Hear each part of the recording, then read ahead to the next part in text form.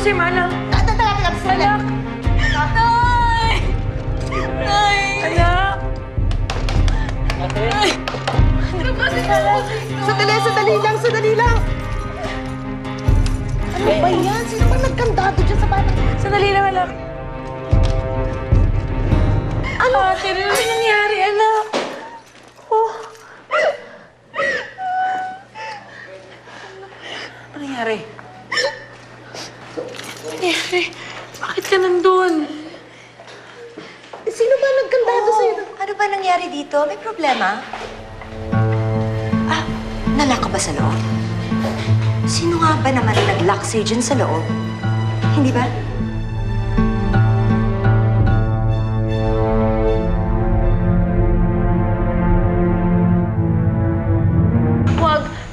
Huwag naman ho. Sige na. Pangako po, hindi na po ako nagwawala. Masakit po yan eh. Gamot na lang po. Pangako po. Promise yan, ha? Promise. Hindi ka na magwawala. Hindi na. Gamot na lang, please. Pangako. O, sige, ha? Pangako mo, ha? Hindi ka na magwawala, okay? O, sige.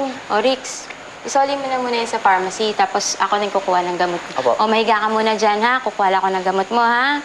Promise mo yun, ha?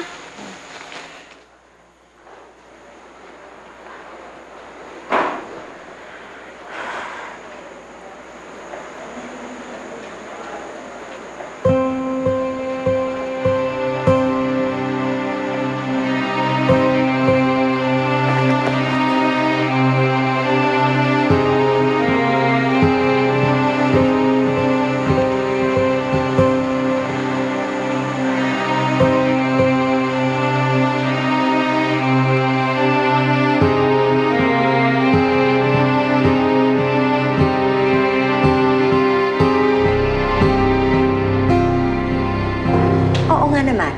Sino nga ba naman ang nag-lock sa'yo dyan sa loob ng pantry? Hindi ba? Nakalimutan ko po kasing sabihin sa security na maglilinis ako sa loob eh. Baka hindi nila ako napansin. Oo, kasi nilalak talaga lahat dito eh. Kung anak, sa susunod, magsasabi ka, ha?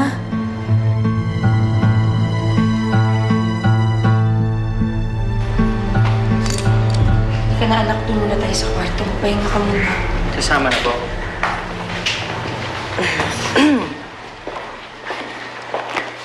Tita, ano ba yun?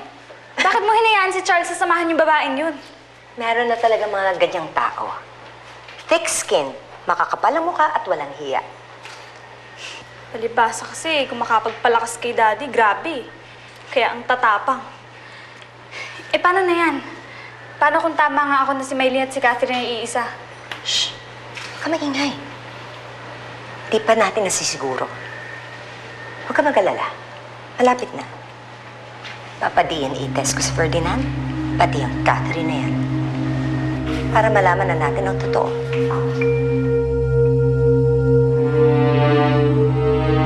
Pare! Halika. Ito, nag-text si boss eh.